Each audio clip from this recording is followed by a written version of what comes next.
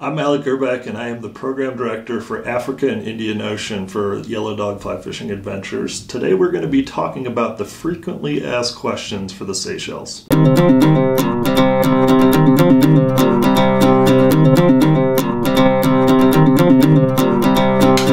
right, Tom, I'm ready for question one. Very good. So I'm sure you get this question a lot, but what is the best time of the year to go to the Seychelles? Yeah, probably the most asked question. So just as a whole, the Seychelles season, their main season is going to be end of September through May. Now that is specific to the more northerly islands like Alphonse, Saint Francois. And then the outer islands that are a little bit further south and west are going to be opening up more October or November timeframe. And why there's this season is it kind of revolves around their trade wind season. So you get like a dominant southeast wind that comes out of the southeast, and it just makes it a little harder for them to operate. Now, as far as time of year, it's very consistent throughout those working months. It's going to be much more tidal dependent, and even within each atoll, they favor a tide for one versus the other. So it's really hard to say you want to go in January every single year, doesn't matter the tide. It's just not how it works. They have huge tides over there. All those fish act a little bit differently. So also, what's on your agenda? Do you want to just catch bonefish or just GTs? So we got to kind of work through that process to really know what's the best time for you, because that's what it comes down to. Sure. So Alec, the next question I have for you is, what is the best way to get to the Seychelles? Yeah, it's a big trip. Obviously, you're on the exact opposite side of the world, but It's actually pretty easy at the end of the day. Most major cities here in the States have, one way or the other to get there. And traditionally, our anglers are going to be flying through the Middle East, whether it's Dubai or Doha. So you can find direct flights from, let's say Seattle to Dubai, and then one more flight down to Mahe, which is the main island. Same with the Doha option. And all these trips are going to require you to spend at least one night in Mahe before you hop on that little charter flight to the destination that you've decided to fish for the week. Other than that, you can travel through Europe. You can travel through like Johannesburg, South Africa sort of thing. So there are options, but I'd say dominantly most of our travelers are going to be coming through the Middle East. Got it. And one question that I'm sure you get a lot too, for most of these programs, just due to their remote nature, if you're heading there, are you doing a week-long trip? Are you doing something shorter? Are you doing an extended trip longer than a week? Yeah, so the very basic format for these fishing packages, they start as a 6-day, 7-night. Now, depending on the atoll, like Alphonse, for example, you have the option to extend.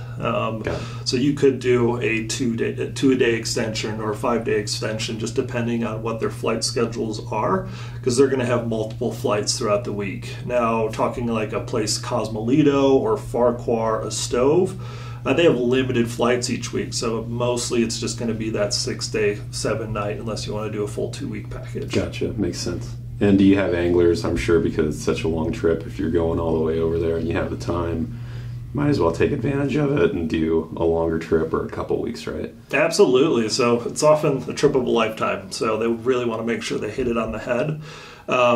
Spending either 2 weeks on a destination so you're getting the full tidal range, or a potential good weather window if you think you're going to have some bad weather, or you want to see multiple places. Sure, yeah. Maybe I want to start on Alphonse and get the kind of diversity-driven week going on.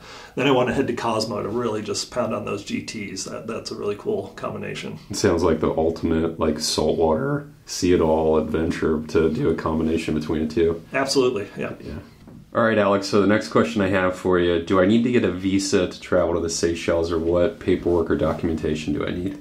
Well, thankfully, we've come out of the COVID area of restrictions. It's actually quite simple to get over there. Valid passport within 6 months of travel. And then they have something called a Seychelles Travel Authorization. And essentially, it's a digital form of that little piece of paper you would fill out in the airplane before you land somewhere international, where you're making your declarations, you're providing your passport information. So literally takes 10 minutes on a computer. They even have apps that you can use on your phone to fill this out. That's literally the only thing you're going to need for entry into the Seychelles. Wow, nice. So my next question I have for you, Alec, if I'm heading to the Seychelles, do I need to bring my own gear along on the trip? That's a great question. Going to these very exotic trips, you often want to just load your bag to the brim and make sure you have everything you need. Yes, you can do that. You are limited pretty strictly to a weight limit of 33 pounds checked luggage, 11-pound carry-on. So pretty hard to bring everything you need, Sure. Especially if you have a lot of auxiliary things you want to bring with you too. What's really nice about all the operations is they do have rental programs for rods and reels, and then flies and terminal tackle available to you as well. Some of the options like Providence or some of the other liveaboard options like Poivre St. Joe's, we just have to organize that ahead of time, but it's really no problem. They can completely outfit you in the worst case scenario that maybe you lost your bag that had all that gear in it. That's nice.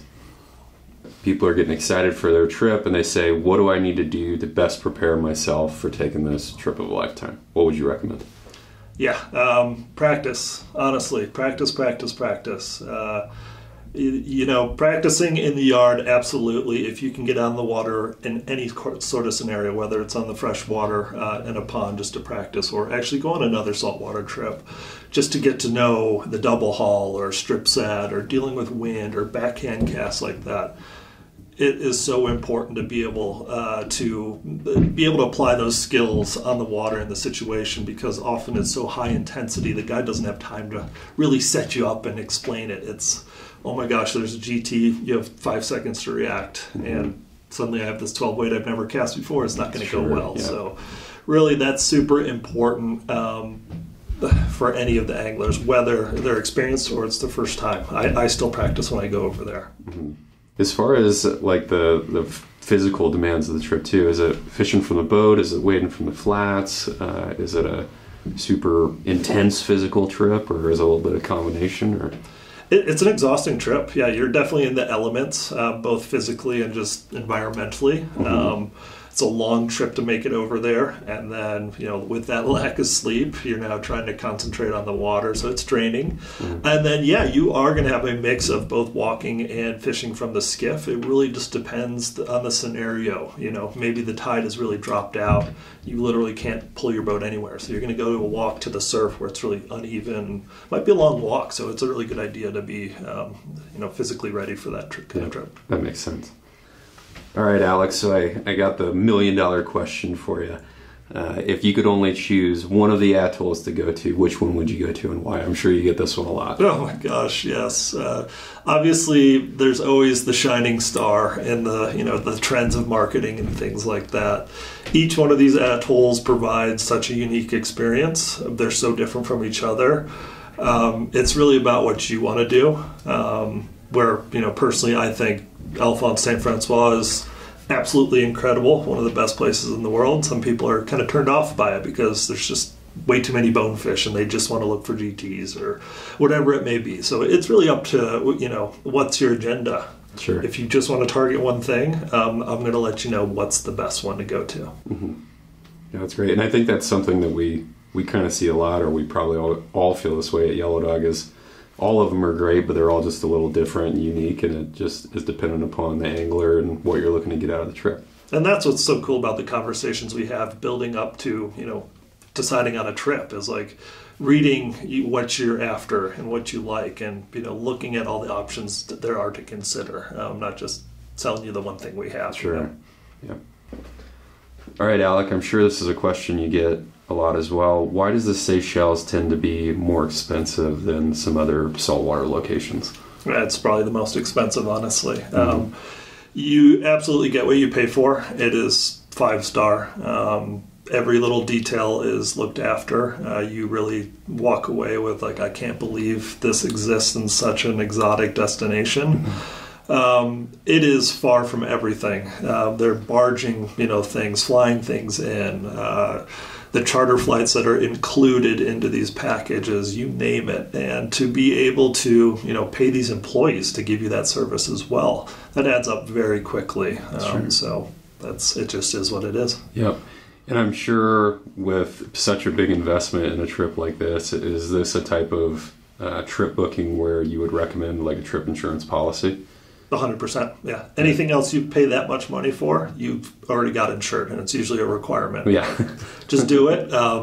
More and more we've seen weird travel delays happen, whether it's a lost bag or a delayed flight or whatever it is. And you're limited on the amount of days you have to get to these places. Unless you build in all these buffers, and even then there's no guarantee, you have a potential of losing that trip. And so why not insure it, just to have that peace of mind? Yeah. And hopefully if you have a trip insurance policy, it's something that you get it, you forget about it, never have to use it, but just in case something does come up like you were talking about, you're covered. Yeah, I mean, talk about that worst case scenario. Suddenly it comes to that point and you're like, oh my God, I don't have trip insurance. You just added to that horrible experience. Yeah, that's a really good point. You know what I mean? Like suddenly that bad thing happens and you're like, got it. I'm good. Yeah, it's just such a nice peace of mind. Yeah, it's great. So, Alec, is the Seychelles a destination that you would recommend looking into, like a medical evacuation policy as well with companies like Global Rescue or some of the others? Yep, we actually require it. So okay. does the lodge. Yeah, you're going to have evac insurance as well as medical in the event that you need to, spend time in a hospital over there. So it is a requirement from these lodges, and yeah, another just great peace of mind while you're in such far off place. Sure, and I'm sure it's another good thing to have as well in the unlikely event that you do have to be pulled out. You're not covering all those additional expenses because it's so remote. You're covered by a medical evacuation policy. Is that correct? That's correct, and they have a plan. That these companies build their agendas around these scenarios. Okay, this guy has to come out of the Seychelles. They know what to do. It's not oh my gosh, what do? We have to charter a private flight in here to fly someone out. It's a nice peace of mind. Yep, that's great. Well, thanks for tuning in. We really appreciate you watching, and we look forward to seeing you out on the water.